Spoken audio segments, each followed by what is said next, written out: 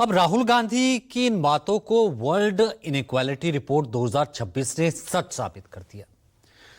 साथ ही इससे यह भी जाहिर होता है कि भारत की अर्थव्यवस्था भले ही तेजी से बढ़ रही हो, लेकिन इस तरक्की के बीच ये कड़वी सच्चाई लगातार गहरी होती जा रही है। धन और आय का बंटवारा अब खतरनाक स्तर तक असमान हो चुका है, इनइक्वल हो चुका है। इसके चलते शिक्षा, स्वास्थ्य और आवास जैसी बुनियादी जरूरतें औसत भारतीय के लिए और मुश्किल होती जा रही हैं। मध्यम वर्ग दबाव में आते जा रहे हैं और गरीब वर्ग गरीबी के चक्र से बाहर ही नहीं निकल पा रहा है, जबकि अमीर और अमीर होते जा रहे हैं। अब आपको देश के टॉप 10 अमीर लोगों की लिस्ट दिखाते हैं।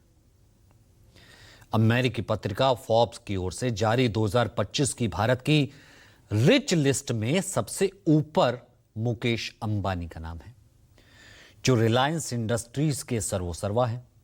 9.4 लाख करोड़ रुपए की नेटवर्थ के साथ ये पहले नंबर पर है। दूसरे नंबर पर अडानी ग्रुप के गौतम अडानी हैं, जिनका नेटवर्थ 8.31 लाख करोड़ रुपए है। तीसरे नंबर पर जिंदल ग्रुप की सावित्री जिंदल फैमिली है, जिनका नेटवर्थ 3.63 लाख करोड़ रुपए है। एयरटेल के सुनील मित्तल 3.09 लाख करोड़ रुपए की नेटवर्थ के साथ चौथे। पांचवें पर एचसीएल के शिव नाडर, जिनका नेटवर्थ है 3 लाख करोड़ रुपए। 2.55 लाख करोड़ रुपए नेटवर्थ के साथ एवेन्यू सुपरमार्ट के राधा किशन दमानी छठे पर।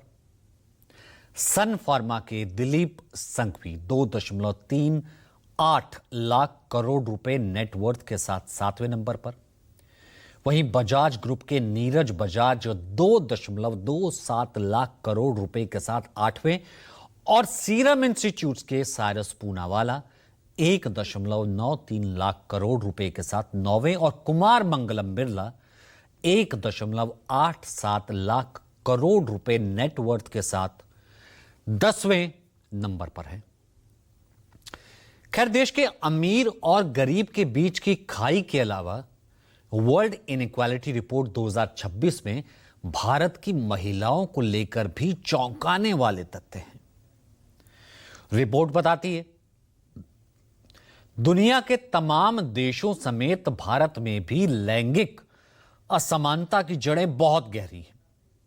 रिपोर्ट यह कहती है, भारत में फीमेल लेबर पार्टिसिपेशन रेट सिर्फ 15.7% है, यानी 100 पुरुषों की तुलना में केवल 15.7 महिलाओं के पास ही रोजगार है, आमदन का साधन। यह हाल पिछले दशक से जस का तस बना हुआ है। साल 1990 से अब तक इस हिस्से में कोई सुधार नहीं हुआ है।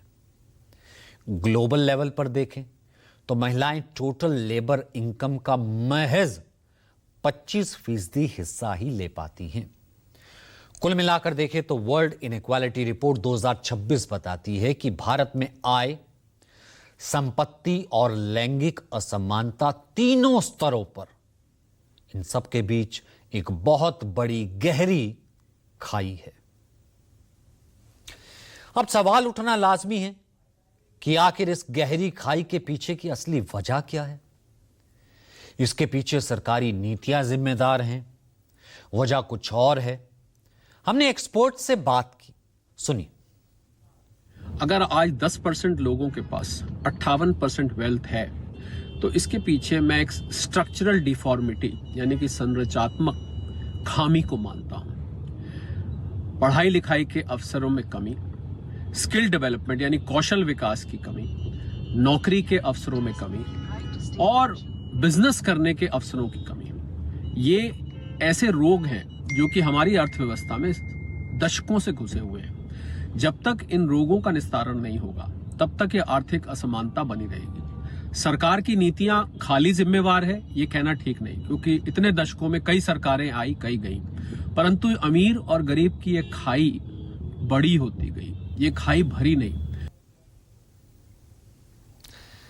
आगे बढ़ते हैं इस डराने वाले सच के बाद अब एक दूसरे सच की बात करते हैं, जो कहेंगे सच कहेंगे कि दूसरे सेगमेंट का।